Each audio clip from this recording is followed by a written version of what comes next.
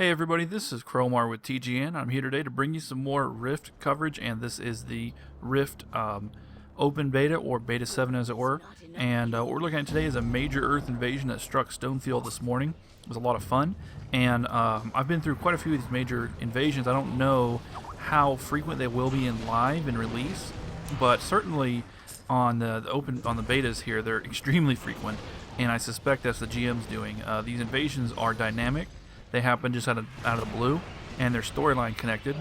They're usually, like, for example, the story of Stonefield is all about the trolls, and they're worshiping their gods, the Titans, and they're being like summoned to attack. And won't go into too much detail, but if you go to another zone like Free March, you're getting invaded by death rifts that are led by Jacob the Tyrant, who is like some tyrant who was executed, and now he's like undead and come back for revenge and stuff. So it's pretty cool, and all these attacks are dynamic, but the GMs also can control them manually, and they can happen at any time without warning, or if the GM decide to warn you, which actually did happen in one of the open betas, but they were just trying to do a stress test.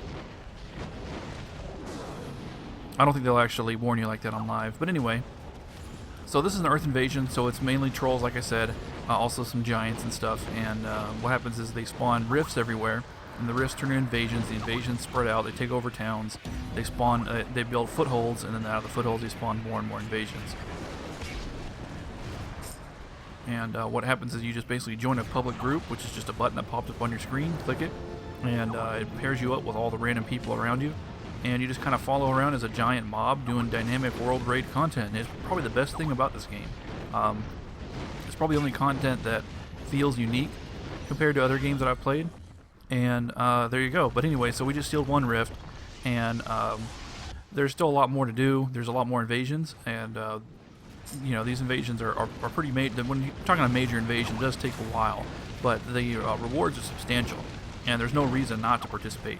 You get massive amount of experience, you get rewards, you get a special kind of currency called Planarite, and you spend that on gear.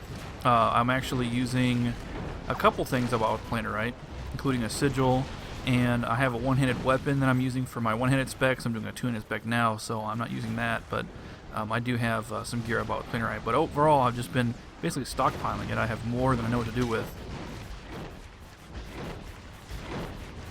So there's another invasion. When it says invasions or invader defeated or whatever, it's not talking about the whole invasion. It's just talking about one small group. So, yeah, isn't that nice looking? I love this zone. This zone is amazing. This is the second zone for Defiant. But anyway, my character here is a Riftblade, a warrior spec, and I'm like half Riftblade, half Beastmaster. Or I think I have 10 points in Beastmaster, so I can turn my beast into more of a pet. He's actually a pretty terrible tank. That's what I meant to say. I'm trying to tank for him because Riftblade is essentially a range spec. I'll get back to that in a minute, but I'm trying to have this pet tank for me, and it's just not doing it. So I'm gonna experiment with some alternate builds without the pet, and hopefully improve on it. And I do plan on doing a much more in-depth Riftblade guide. Probably be my first guide because I spent the most time with this spec and tried the most variations. But this pet variation I'm trying now just ain't working. But the way the Riftblade works is it's kind of like the Nightblade actually for the rogue, in that he combines melee and range attacks and does all spell damage, well, the Nightblade doesn't do all spell damage, but this guy, and when you fight from range, he does do all spell damage. And I actually find that his range attacks and fighting range style is much, much more effective than fighting melee with this class. Matter of fact, this is just about the most effective combo of anything for grinding I found. I was doing quests 2 levels higher than me, no problem. Just killing 2, 3 mobs in a row, 4 mobs in a row, no problem. Drawing ads, killing them 2. It's just super effective. The Riftblade only gives you like 1 or 2 melee abilities, and the rest are all ranged. But at first I was trying to play it melee thinking, it's a warrior, of course, right? But no, you actually need to stand back and throw spears. You also might notice watching here that the animations are screwed up. Like whenever I cast my spear, it doesn't actually show an animation. Animations were fine. Then they put through a patch that fixed animations for elves, and that's what my character is. He's a purple elf Kalari guy. When I put through that patch, although it fixed the helmet animation problem, it actually created a new problem, and now none of my spears show up. Kind of weird. Nice advantage of being ranged is when stuff like that happens, but anyway.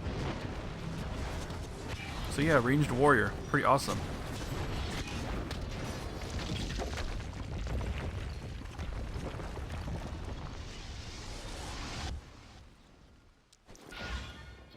So we just got yet another invasion down.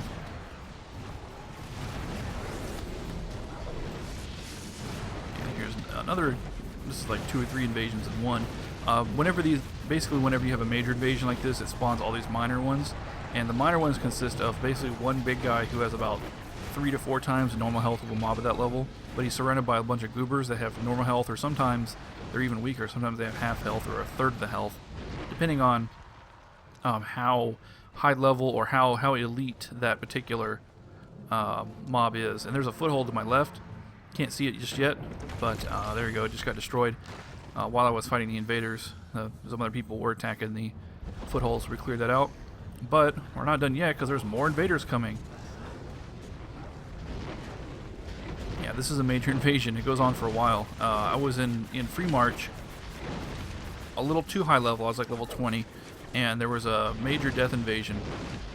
And I spent about 15 to 20 minutes just sitting there killing invasions that were attacking Meridian, the Defiant capital. We just stood on top of the hill and just killed them as they came up. There's about 50, 60 players, probably more.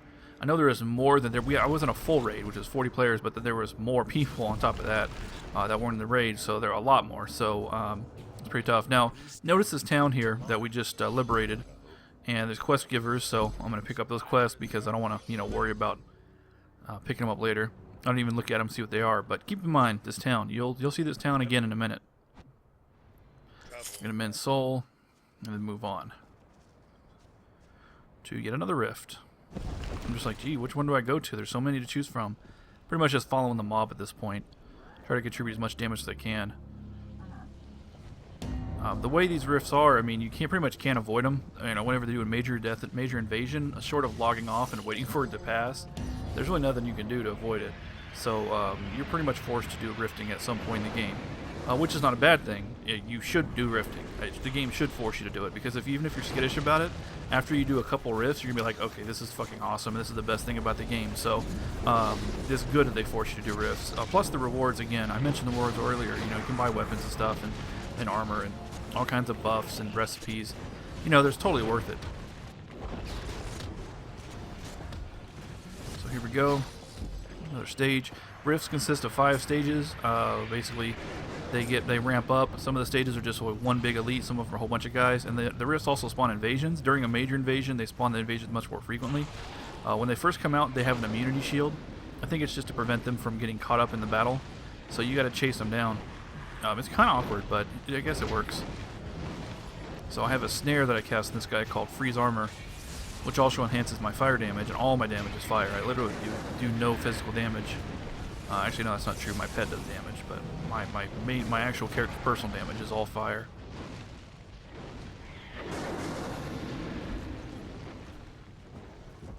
So I can snare him and kill him, and that was one of the big guys, I believe. But I didn't get an invader defeated, so maybe he wasn't. Maybe he was just a pal of the stone giant here. Sometimes when you're doing these invasions, you get caught doing rifts that are like 4 levels higher than you, and you don't, it's hard to contribute depending on what class you are. I noticed that fighting in melee, which is every other warrior spec, whenever I was doing a rift that was 3 levels plus higher than me, I couldn't contribute at all. It was just miss, miss, miss. But with this guy, the missing wasn't too bad. I suspect that the rift blade abilities work off of spell mechanics, but I'm not positive about that. Definitely, they don't give us enough time with this stuff to do the kind of comprehensive mechanics testing that I want to do in the future. So here's another guy. This is one of the big ones. I'm 90% sure. No, maybe not.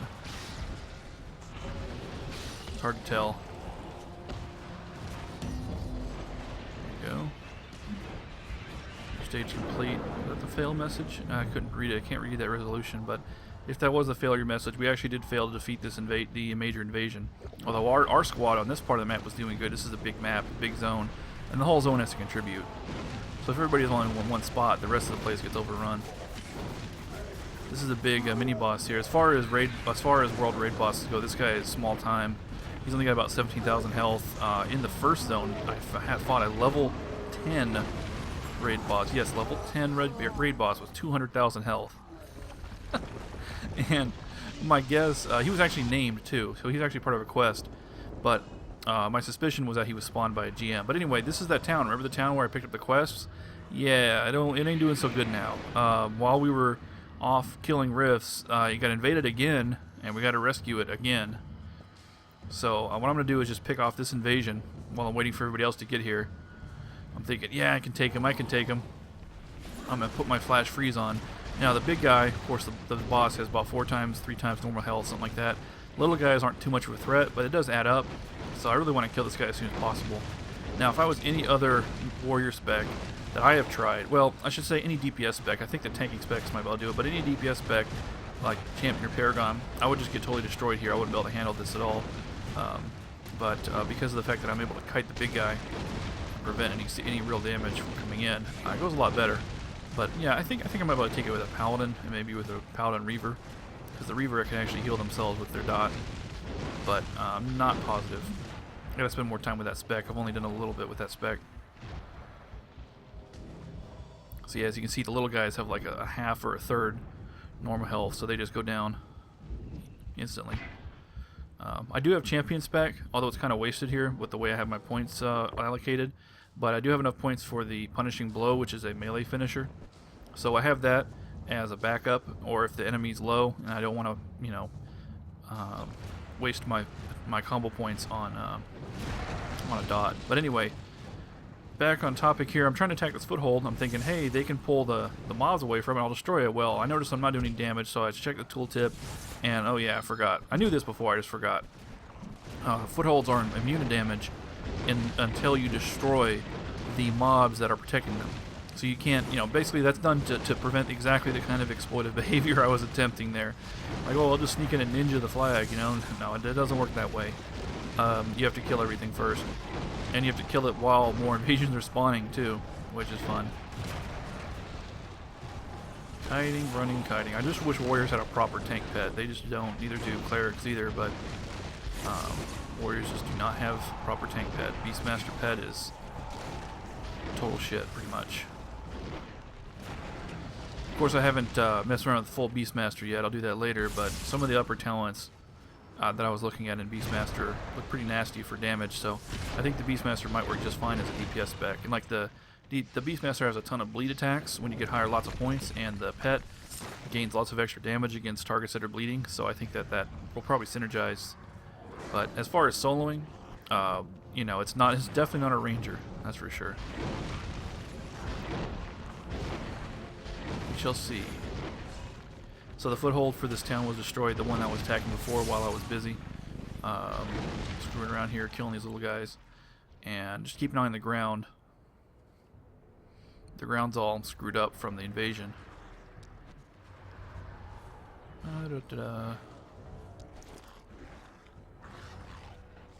And it's clearing up. And look, our NPCs are back. Yay!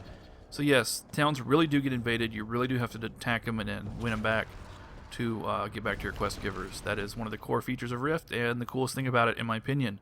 Alright, well that's all for today. Gonna have plenty of Warrior videos coming soon over the next few days, over the next week. So check those out for guides on playing the Warrior. Thanks for watching. This is Chromart with TGN.